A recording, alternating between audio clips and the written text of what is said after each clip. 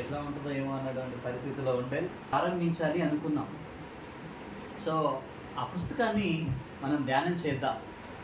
సాధారణంగా బైబిల్ గ్రంథంలో 66 పుస్తకాలు, 66 పుస్తకాల్లో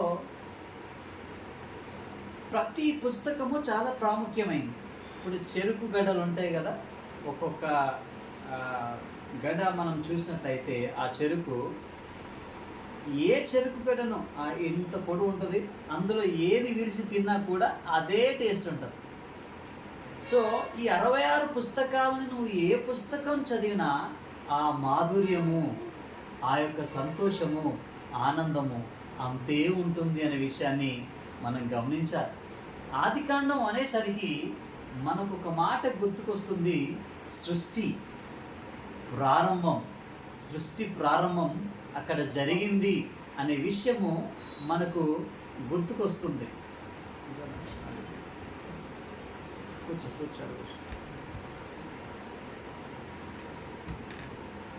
సృష్టి ప్రారంభము అనేటువంటి విషయం మనకు గుర్తుకొస్తుంది.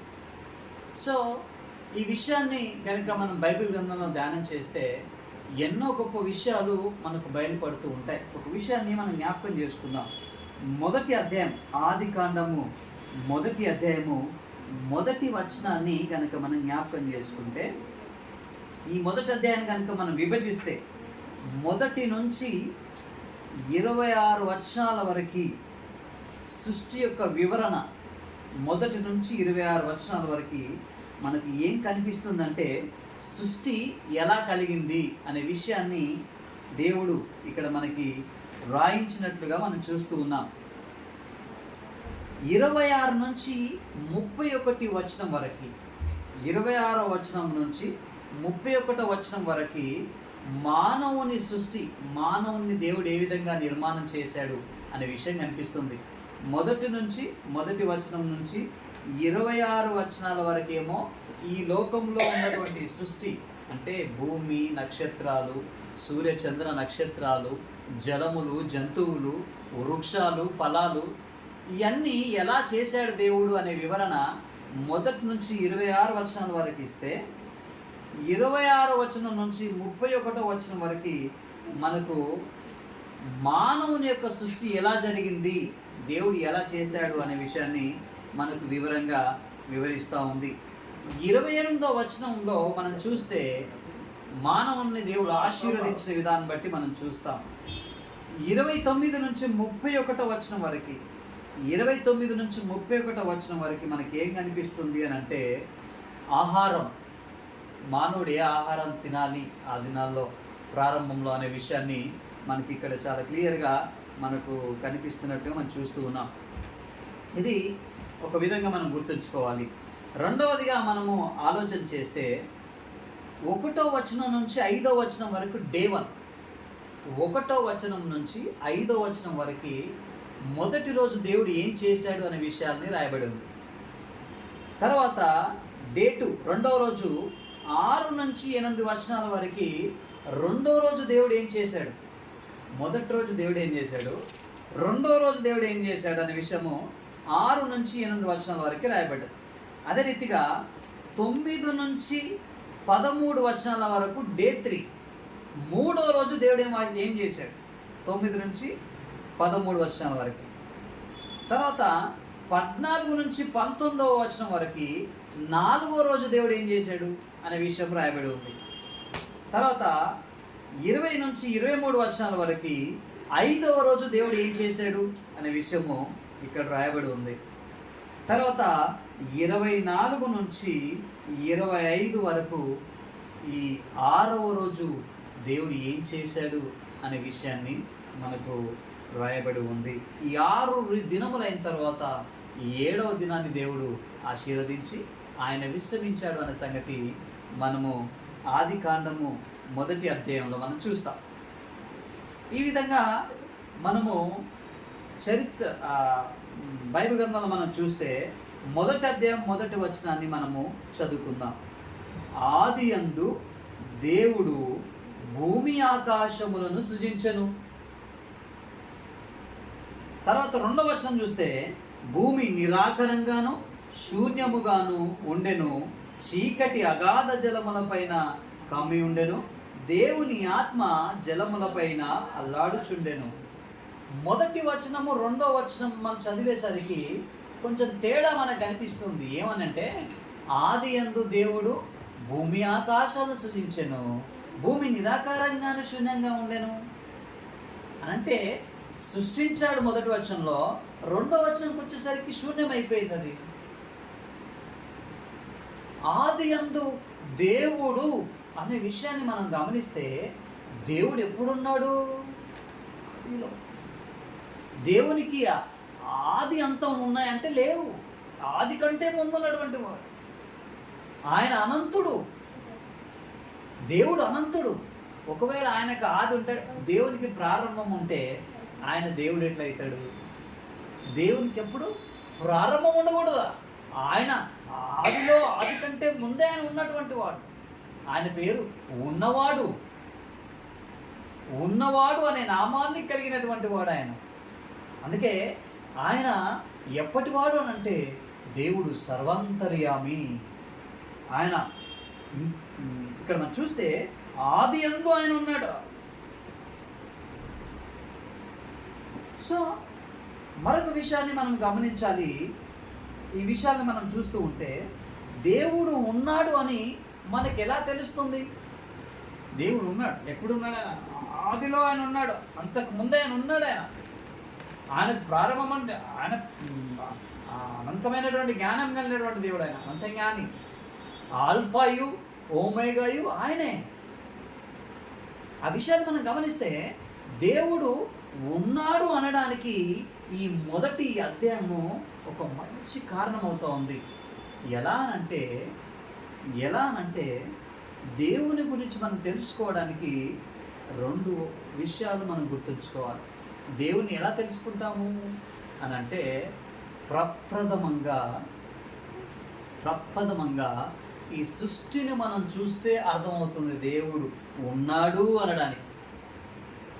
దేవుడు సూర్యుని చేశాడు, దేవుడు నక్షత్రాలను చేశాడు, బయటకు వెళ్ళి చూస్తే వృక్షాలను చేశాడు, దేవుడు పర్వతాలను చేశాడు, దేవుడు సముద్రాలను చేశాడు, నదులను చేశాడు.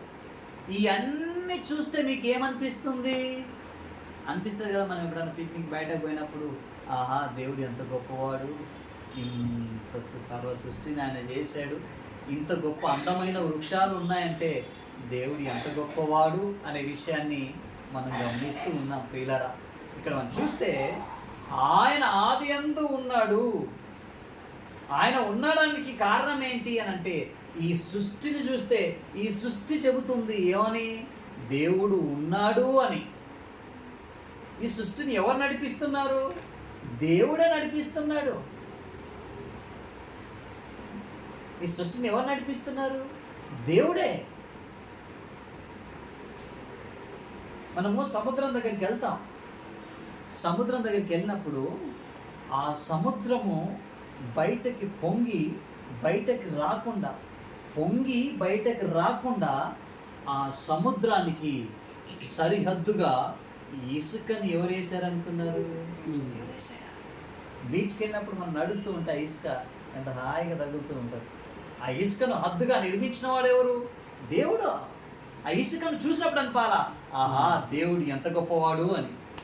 సముద్రాన్ని చూసినప్పుడు అనిపించాలా, ఆహా దేవుడు ఎంత గొప్పవాడు అని. ఈ విషయాన్ని మనం చూస్తే దేవుడు గొప్ప దేవుడిగా మనకు అనిపిస్తున్నాడు. రెండో విషయాన్ని మనం గమనించాలి. దేవుడు సృష్టికర్త. ఈ సృష్టికి కర్త. Is a creator. దేవుడు సృష్టికి కర్త. దేవుడు ఎందుకు సృష్టికర్త అని అన్నామంటే, దేవుడు ఆది యందు భూమి ఆకాశాలను సృష్టించాడు. అదేనా? చేయడం వేరు, తయారు చేయడం వేరు, సృష్టించడం వేరు. ఉన్న దాంట్లో నుంచి తయారు చేస్తారు. దేవుడు మాత్రమే సృష్టికి కర్త, కానీ మానవుడు కాదా? మానవుడు సృష్టిస్తాడా ఏదనంటే లేదా, ఉన్న దాంట్లో నుంచే తీసుకొస్తాడు. ఇప్పుడు ఈ పెన్ ఉంది, ఈ పెన్ను ఉన్న దాంట్లో తీసుకొచ్చాడా, ఇది క్రియేట్ చేశాడా? ఉన్న దాంట్లో తీసుకొచ్చాడా? అంతే. ఒక ఎగ్జాంపుల్ చెప్పాలి దేవుడు ఎంత గొప్పవాడు అని అంటే, ఈ చెయ్యి ఉంది, చెయ్యి ఇరిగిపోయింది అనుకోండి, ఇలాంటి చెయ్యే మానవుడు ఎవరైనా తయారు చేస్తాడా? ఇలాంటి చెయ్యి ఏ మానవుడు తయారు చేయలేడు. ఎంత వైద్య జ్ఞానం పెంచుకున్నా, వైద్య రంగంలో ఎంతో ఉన్నతమైన స్థితికి ఎదిగినా కూడా ఇలాంటి చెయ్యి మరో చెయ్యిని తీసుకురాలేడు. సూర్యుడు ఉన్నాడు, దేవుడు చేశాడు ఆ సూర్యుని, మానవుని దేవుడు చేశాడు, సూర్యుని దేవుడు చేశాడు. అలాంటి సూర్యునే మరొక సూర్యుని మానవుడు ఎవరైనా తెస్తారా? లేదు. అంటే దేవుడు సృష్టికర్త, మానవుడు ఆ సృష్టిలో ఉన్న దాన్ని తీసి క్రియేట్ చేస్తున్నాడు అంతే ఆయన. కానీ దేవుడు సర్వాన్ని సృష్టించాడు. ఇప్పుడు దేవుడు వృక్షాన్ని చేశాడు, దేవుడు చెట్లను చేశాడు. ఆ చెట్లకున్న ఆ ముద్దులను తీసుకొచ్చి, ఆ చెక్కలను తీసుకొచ్చి వడ్రంగి సోఫాలు కుర్చీలు చేస్తున్నాడు. ఉన్న దాంట్లోనే మానవుడు చేస్తున్నాడు, కానీ లేనిది క్రియేట్ ఎప్పుడు చేయలేడు మానవుడు.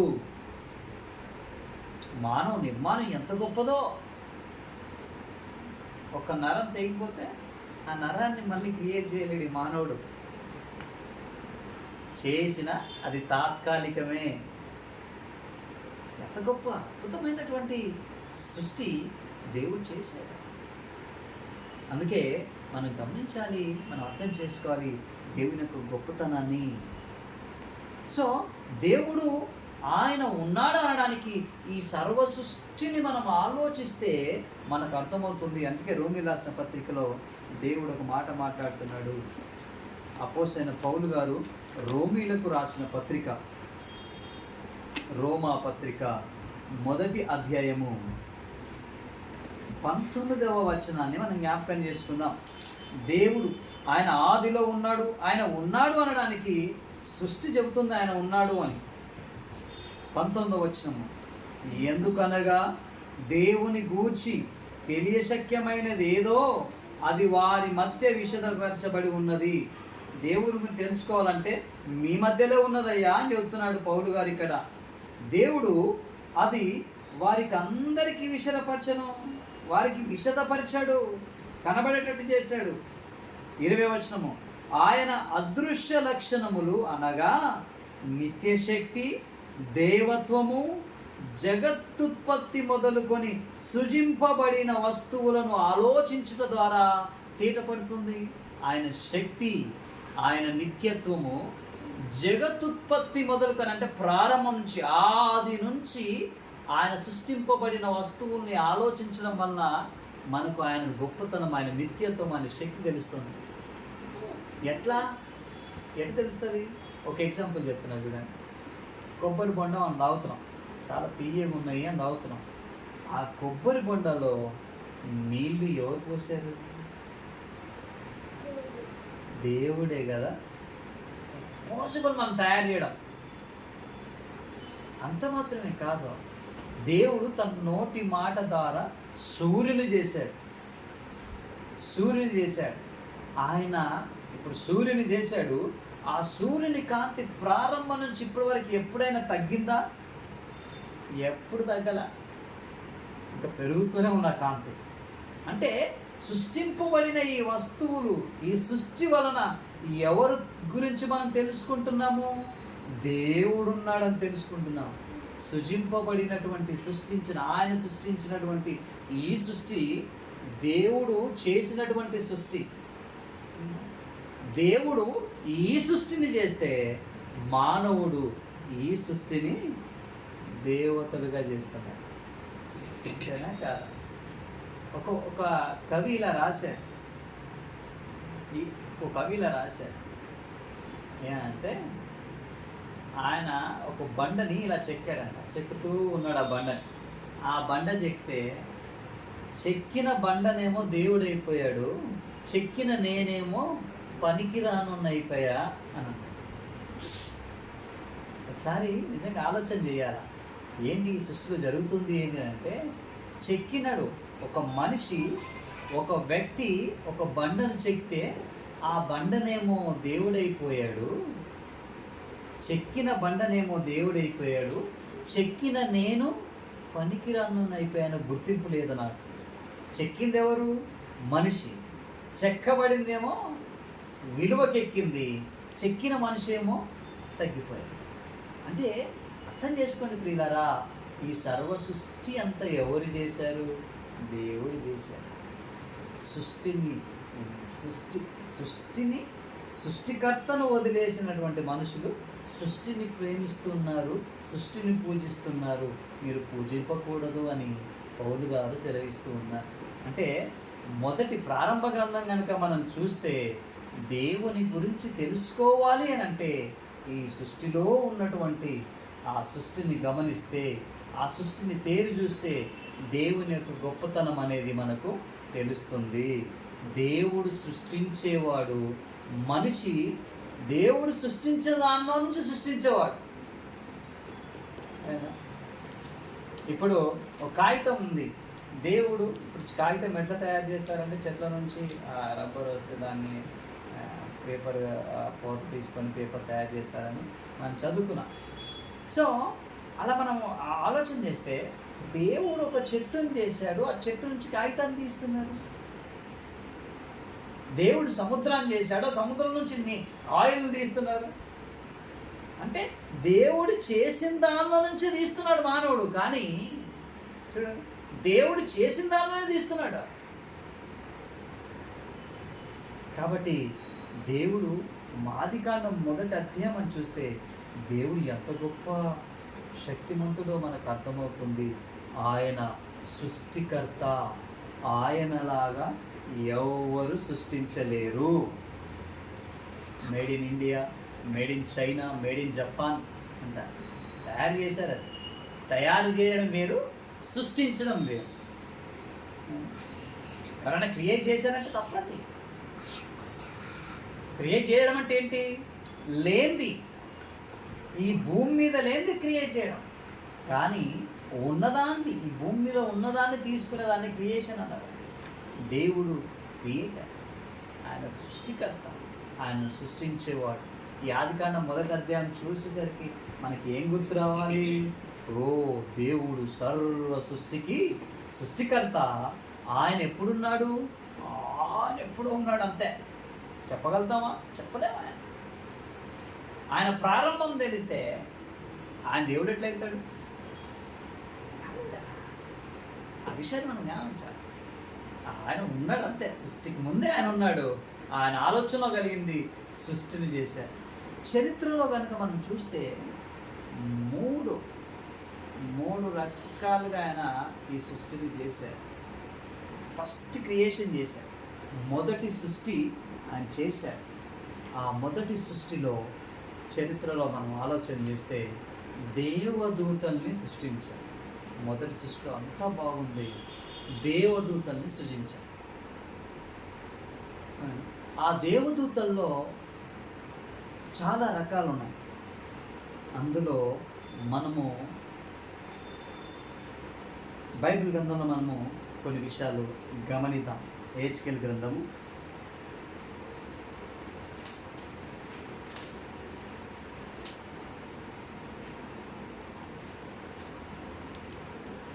28వ అధ్యాయము. హెచ్కేల్ గ్రంథం 28వ అధ్యాయము 12 నుంచి మనం చూద్దాం.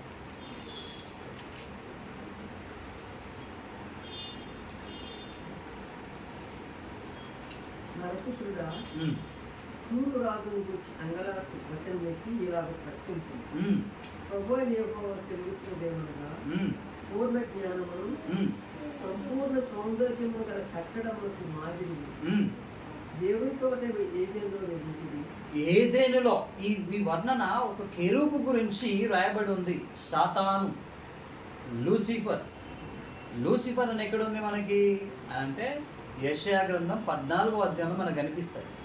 లూసిఫర్ అని ఇంగ్లీష్లో ఉంటుంది, దాని బబులోను గురించి ప్రవచనం. అయినా లూసిఫర్ను సూచిస్తూ ఉంది ఆ మాటలు, ఆ విషయాన్ని మనం జ్ఞాపకం చేసుకోవాలి. మాణిక్యము, గోమేదము, సూర్యకాంతమని, రక్తవర్ణపు రాయి, సులిమాని రాయి, మరకతము, నీలము, పద్మరాగము, మాణిక్యము, అమూల్య రత్నములతోను, బంగారముతోనూ నీవు అలంకరించబడి ఉన్నావు. అతని అలంకరణలో దేవదూత ఒక కెరూబు, గుర్తుపెట్టుకోండి, కెరూబులు వేరు, దూతలు వేరు. కెరూబులు అంటే అభిషేకింపబడిన వారు, వాళ్ళు ఒక స్థానంలో ఉంటారు. కెరూబులు అనే ఒక గ్రూప్ ఉంది. దాని తర్వాత దూతలు, కెరూబులు, దూతలు పైగా ఉన్నటువంటి వారు కెరూబులు. ఇప్పుడు పోస్ట్ ఎట్లా ఉంటుంది, ఇప్పుడు కెరూబులు ఉంటారు. కెరూబులు అనేటువంటి వారు పెద్దవారు, అంటే అభిషేకించబడినటువంటి లీడర్స్. ఇప్పుడు మిఖాయేల్ మనకు కనిపిస్తారు బైబిల్ గ్రంథంలో, గబ్రియల్ గారు మనకు కనిపిస్తారు. వాళ్ళకు ఒక టీం ఉంటుంది, కానీ వీళ్ళు ప్రధాన దూతలుగా ఉన్నారు, అంటే అధ్యక్షతను వహిస్తూ ఉన్నారు. కెరూబులు ఉన్నారు. ఇక్కడ మనం చూస్తే లూసిఫర్ కూడా ఒక కెరూబు. ఏం జరుగుతుంది అక్కడ? అతడి వర్ణన ఎన్నో రత్నముల చేత అతడు ఎన్నో రత్నముల చేత అలంకరింపబడుతూ ఉన్నాడు. పిల్లల గ్రోవులు వాయించుచు చూసావా, నీకు సిద్ధమై ఉన్నారు. చూసావా, అభిషేకించబడ్డావు నువ్వు. దేవుడు నిన్ను అభిషేకించాడు. ఓ లూసిఫర్, అభిషేకించబడిన కెరూబుగా నువ్వు ఉన్నావు. నిన్ను నియమించాను నేను. దేవుడు మొదటి సృష్టిలో కెరూబులను సృష్టించాడు, దేవదూతలను సృష్టించాడు. నిన్ను మొట్టమొదటిగా నేను సృజించాను కెరూబు, నువ్వు అభిషేకించాను నేను, నిన్ను నియమించాను నేను అంటున్నాడు. దేవునికి ప్రతిష్ఠింపబడిన పర్వతం మీద నీవు ఉంటుంది. చూసావా, దేవుడు ప్రతిష్ఠించబడినటువంటి పర్వతంలో నీవు ఉన్నావు. కాలుతున్న రాళ్ళ మధ్యలో నువ్వు సంచరించుచుంటుంది. 19వ వచనం, నీవు నియమింపబడిన దినము మొదలుకొని పాపము నీ అందేర్పడు వరకు ప్రవర్తన విషయంలో యథార్థంగా ఉన్నాడు. లూసిఫరు పాపం చేయకముందు ఎలా ఉన్నాడు? యథార్థంగా ఉన్నాడు. దేవుడు అలా చేశాడు వారిని. ఒక వాయిద్యాలు, దేవుని ఆరాధించడంలో వాయిద్యాలతో, అంటే వాయిద్యాలతో ప్రతిగానంలోకి ఎవరు లీడర్గా ఉన్నారు? లూసిఫర్ అనేటువంటి దేవదూత. మొదటి సృష్టి ఏంటో తెలుసా? దేవుని సృష్టించిన సృష్టి దేవదూత. ఈ క్రియేషన్ కాదు, భూమి మీద ఉన్నటువంటి క్రియేషన్. దేవదూతను సృష్టించాడు. యెషయా గ్రంథం 14వ అధ్యాయం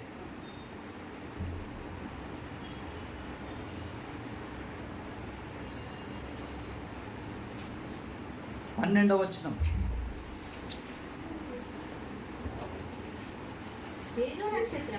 ఓ తేజో నక్షత్రమా, వేకువ చుక్క, నువ్వు ఎందుకని ఆకాశం నుంచి కింద పడ్డావు? జనములను పడగొట్టిన నీవు వేలపట్టు వరకు ఎట్లు నరకబడ్డావు? నేను ఆకాశములకు ఎక్కిపోయేదను, దేవుని నక్షత్రములకు పైగా నా సింహాసనం ఇచ్చింతును. ఏం చేసుకున్నాడు? నేను ఆకాశంలో ఉంటాను. ఏమనుకున్నాడు మనసులో? నేను ఆకాశంలో ఉంటాను, దేవుని నక్షత్రంలో పైగా. నక్షత్రాలు దేవుడితో పోల్చబడ్డారంటే దేవదూతలతో. నేను దేవదూతలు అందరికంటే పెద్దవాడిని, గొప్పవాడిని. గర్వం చూసారా? ఆ గర్వం వచ్చేసి అందుకే లూసిఫర్ని దేవుడు తోసేశాడు. దేవుని నక్షత్రాల పైన నేను ఉంటాను. ఉత్తర దిక్కులను ఉన్న సభాపర్వతం మీద నేను కూర్చుంటాను, మేఘమండలం మీద నేను ఉంటాను. ఏమనుకుంటున్నాడు? మహోన్నతునికే నేను సమానునిగా చేసుకుంటా. ఎవరితో సమానంగా అనుకున్నాడు? దేవునితోనే. ఎంత ఆధారం ఎట్లా వచ్చేది సార్? నేను దూతల పైన నేను ఉంటా, పర్వాలేదు అనుకోండి. ఆకాశం పైన నేను ఉంటా, పర్వాలేదు అనుకోండి. ఇంకేం చేస్తున్నాడు? దేవునితో సమానంగా ఎంచుకుంటున్నాడు. ఎవరు సరిపోతారు దేవునితో? నాకు ఈయనతో సమానాన్ని ఎవరితో పోలుస్తాం మనం? ఆ మహోన్నతుని దేవుణ్ణి నాకు సమానుడు అనే స్థితికి ఎవరు ఎదిగారు? లూసిఫర్, సాతాన్ ఎదిగేసరికి దేవుడు ఏం చేశాడు? తను నియమించింది ఎవరు? దేవుడే. అభిషేకించింది ఎవరు? దేవుడే. ఒక పనిని, ఆరాధించిన పనిని, వాయిద్యాలు వాయించే పనిని, మ్యూజిక్ని ఎవరికి అప్పగించారు? లూసిఫర్కే, సాతానుకే. ఆ కెరూబు ఒకప్పుడు సాతానుడు కాదు, కెరూబై ఉన్నాడు. ఇప్పుడు మనం చూసేది ఏమనుకుంటామంటే దయ్యం అని అంటే, సాతాను అంటే నల్లగా ఉంటాడు అని, కొమ్ములు ఉంటాయి అని. దేవదూత. దేవదూత దేవదూత ఆకారం ఎలా ఉంటుంది? ప్రశస్తమైనటువంటి ఆకారం. దేవదూత, కెరూబు, అభిషేకించబడినటువంటి కెరూబు సాతానుడు. అయితే తన మనసులో గర్వం వచ్చేసింది. నేను దేవుని కంటే సమానుని, నేను దేవునితో సమానుని, ఆకాశ మండలానికి ఎక్కిపోతా, నేను సభాపర్వతం మీద కూర్చుంటా, నేను ఈ నక్షత్రాల కంటే నేనే గొప్పవాణ్ణి అనే ఆలోచన కలిగి ఉంది ఆ కెరూబు. అప్పుడు దేవుడు ఏం చేశాడంటే, ఏం చేశాడు కింద? మహోన్నతునితో నన్ను సమానమిగా చేసుకొందును అని నీవు మనసులో అనుకుంటువి కదా, నీవు పాతాళమునకు, నరకంలో ఒక మూలకు త్రోయబడితివి. నరకంలో మూలకు త్రోయబడతావు. నిన్ను చూచువారు నిన్ను నిదానించి చూచు ఇట్లు తలపోయిదురు, భూమిని కంపింపజేసి. నేనేం చేస్తాను? నేను తొలగించేస్తున్నా, నేను నువ్వు పాతాళానికి నేను పంపించేస్తా అని దేవుడు కోపము చెంది సాతాన్ని ఏం చేశాడు? ఈ త్రోసివేశాడు. దేవుని సన్నిధిలో నుంచి సాతాన్ని త్రోసివేశాడు. ఫస్ట్ క్రియేషన్, మొదటి సృష్టిలో సాతాన్ని దేవుడు ఏం చేశాడు? త్రోసివేశాడు. అయితే ఒక చరిత్రకారుడు ఏం చెప్తాడు అని అంటే, దేవుడు ఎప్పుడైతే పరలోకము నుంచి, దేవుని పరిశుద్ధ స్థలం నుంచి సాతాన్ని ఎప్పుడైతే తోసేశాడో, వాడు భూమి మీద ఒకవేళ నివాసం చేస్తాడేమోనని దేవుడు భూమిని ఏం చేశాడంట? నిరాకారంగాను శూన్యంగాను, ఆకారం లేకుండా చేశాడు. అందులో కొన్ని దేవదూతల్ని ఏం చేశాడు అంటే, లూసిఫర్ అంటే కెరూబు ఈ లూసిఫర్ అనేటువంటి దేవదూత వానితో ఉన్నటువంటి కొంతమంది అనుచరులని కొంతమంది పాతాళంలో వేసాడు, కొంతమంది మాత్రం అగాధంలో తిరుగుతూ ఉన్నారు. అందుకే ఎఫెసీయులకు రాసిన పత్రికలో పౌలు గారు ఏమంటారు? మనం పోరాడినది మనుషులతో కాదు, అంధకార సంబంధమైనటువంటి లోకనాథులతో. వాళ్ళు వేలాడుతున్నారు, తిరుగుతూ ఉన్నారు. ఏం చేస్తారు? ఎవరు ఖాళీగా ఉంటే వాళ్ళు వచ్చి ఎన్నో ప్రాబ్లమ్స్ని క్రియేట్ చేస్తారు. ఆ విషయాన్ని మీరు గమనించాలి. అయితే మొదటి వచనానికి రెండవ వచనానికి తేడా ఏంటి అని అంటే, దేవుడు భూమి ఆకాశాన్ని సృజించాడు. ఆ భూమిని నిరాకారంగాను శూన్యంగా అయింది. నిరాకారంగా శూన్యంగా అవ్వడానికి భూమిని దేవుడు చెయ్యలేదు, నివాసయోగ్యంగానే చేశాడు. ఎందుకు నిరాకారంగా అయిందనంటే, సాతానుడి ప్రభావం వలన భూమి నిరాకారంగా మారింది. ఇది ఫస్ట్ క్రియేషన్, మొదటిది. ఆ విషయాన్ని మనం గమనించాలి. అయితే రెండవ వచనంలో దేవుడు ఏం చేశాడనంటే, నిరాకారంగా శూన్యంగా ఉన్నటువంటి ఆ భూమిని తీసుకొని, భూమి ఆకాశాన్ని తీసుకొని మళ్ళీ తన సృష్టిని మళ్ళీ ప్రారంభిస్తూ ఉన్నాడు. అంటే మొదటి వచనం రెండవ వచనంలో చాలా గ్యాప్ ఉంది. దీన్ని కొంతమంది థియాలజన్స్ ఏమంటారనంటే, దీన్ని గ్యాప్ థియరీ అని కూడా అంటారు. కొంతమంది దీన్ని విశ్వసిస్తారు, కొంతమంది విశ్వసించారు. ఏదేమైనా వాక్యంలో ఎన్నో ఆధారాలు మనకు కనిపిస్తూ ఉన్నాయి అనే విషయాన్ని మనం గమనించాలి. భూమి ఎలా ఉంది? నిరాకారంగాను శూన్యంగాను మనకు కనిపిస్తూ ఉంది అనే విషయాన్ని మనము మొదటి రెండు వచనాల్లో మనము చూస్తూ ఉన్నాం. ఒకవేళ మనము ఈ విషయాన్ని కనుక మనం గమనిస్తే, ఒకవేళ సాతాను గురించి కనుక మనకి ఇంకా కొంచెం మనం తెలుసుకోవాలంటే, ఎప్పుడైతే ఆ కెరూబుగా ఉన్నటువంటి ఆ దేవదూత పాపం చేశాడో, అంటే గర్వించుకున్నాడో, గర్వం అంత భయంకరమే. ఎంత గర్వపడితే అంత అంచబడతాం. గర్వం అనేది మన లోపల రాకూడదు. ఏం నేర్చుకోవాలి మనం సాతాను నుంచి అని అంటే, ఆడు గొడవపడ్డాడు, దేవుని నుంచి దూరం అయిపోయాడు. మనం కూడా ఎప్పుడు కూడా మన లోపల గర్వం అనేది రాకూడదు. ఆ గర్వము మనని పతనానికి దారితీస్తుంది. ఏది ఇచ్చినా దేవుడు ఇస్తాడు, గుర్తుపెట్టుకోండి. మనకు ఆస్తి ఇచ్చినా దేవుడే ఇస్తాడు, ఐశ్వర్యం ఇచ్చినా దేవుడే ఇస్తాడు, ఘనత ఇచ్చినా దేవుడే ఇస్తాడు. కానీ దేవుణ్ణి పక్కన పెట్టి ఇది నా వల్ల వచ్చింది అనుకుంటే మనం ప్రాబ్లంలో పడతాము. ఉద్యోగం ఇచ్చాడు అనుకోండి, ఎవరిచ్చారు?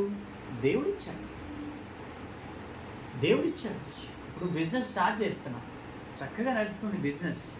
ఆ బిజినెస్ చక్కగా నడుస్తుంటే ఈ మనిషి ఏమనుకుంటాడంటే, నేను కష్టపడుతూ వస్తుంది కదా ఇది, నేను కష్టపడ్డా కాబట్టి నడుస్తుంది, నేను కష్టపడకపోతే ఎట్లా నడుస్తుంది అని అంటే, దేవుడు అంటాడు, నువ్వు కష్టపడడానికి శక్తినిచ్చింది ఎవరు?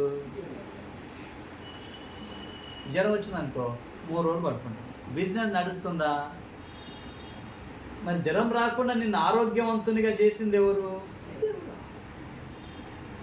అంటే సమస్తాన్ని మనకిచ్చింది దేవుడే. బబులోను రాజుకు ఇశ్రాయేలుని అప్పగించింది ఎవరు? దేవుడు. మరి ఆయన ఏమనుకున్నాడు? నా బలం, నా శక్తి, నా జ్ఞానం. సో మన లైఫ్లో గుర్తుపెట్టుకోండి, నాది నాది నాది, ఆ నా అనే మాట ఎంత భయంకరమైన స్థితికి దిగజారుతుందో. సాతాను కూడా ఏమనుకున్నాడు? నేను గొప్పవాడిని, నేను అభిషేకింపబడినటువంటి వాడిని, నేను ఈ నక్షత్రంలో పైగా ఉన్నటువంటి వాడిని అనుకున్నాడు. దేవుడు ఏం చేశాడు? పాతాళానికి తొక్కేసి.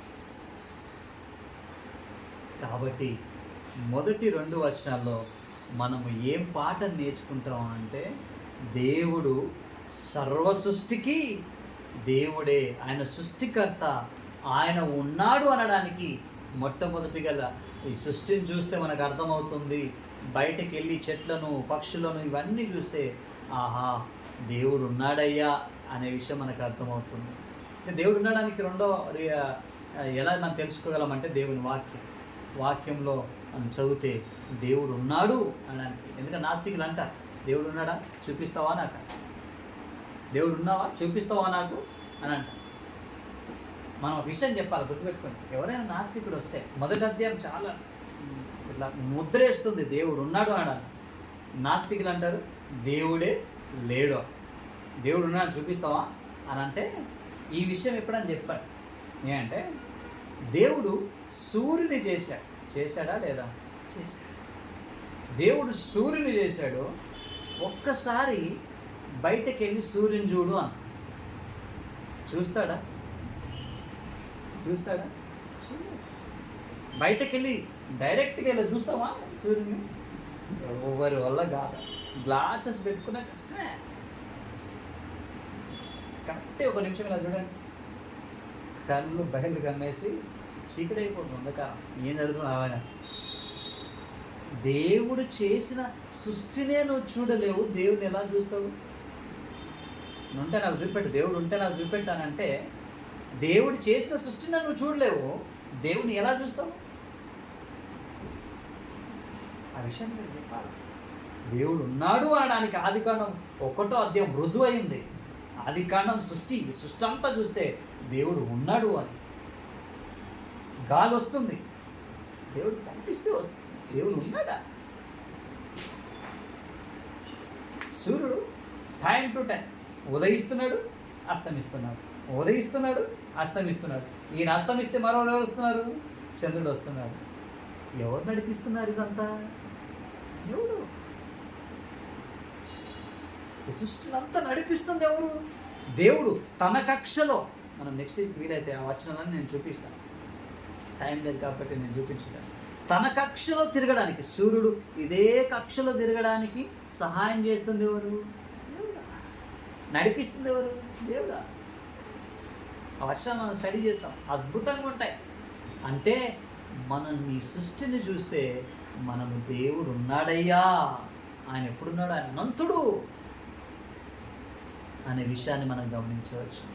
అయితే మొదటి వచనం రెండో వచనంలో మనకు కొంచెం గ్యాప్ కనిపిస్తుంది. ఏంటి అని అంటే, భూమి మొదటి వచనంలో ఏమో ఆది యందు దేవుడు భూమి ఆకాశం సృజించడం తెలుస్తుంది.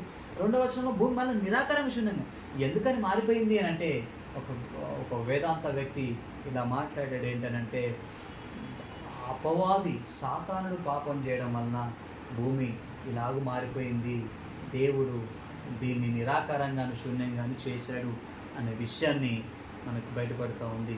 సో సాతానుడు ఒక కెరూబు, దూతల కంటే పైన ఉన్నటువంటి వాడు, నక్షత్రాలంటే దూతలకు ఉన్నటువంటి మరొక పేరంటే నక్షత్రాలు, వాటికంటే పైన ఉన్నటువంటి వాడు ఈ కెరూబు.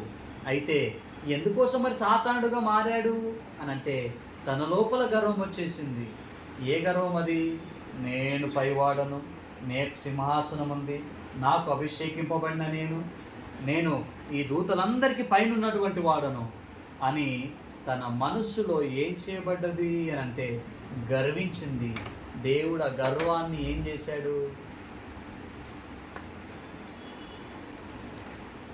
సో సాతాను చేసినటువంటి మిస్టేక్ మనము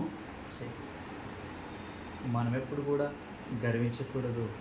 ఇచ్చింది బలం దేవుడే, జ్ఞానం దేవుడిచ్చిందే, శక్తిని దేవుడిచ్చిందే, ఉద్యోగం దేవుడిచ్చిందే, ఇల్లు సమస్తాన్ని మనకు ఇచ్చింది దేవుడే. దేవునికి విధేయత కలిగి మనం జీవిస్తే తప్పకుండా దేవుడు మనల్ని దీవించి ఆశీర్వదిస్తాడు. సో మొదటి వచనంలో మనము ఈ విషయాన్ని నేర్చుకున్నాం. మిగతా విషయాలు మనము వచ్చే వారంలో నేర్చుకుందాం. దేవుడి మాటలు మన వెనుకలో దీవించి ఆశీర్వదించునుగాక.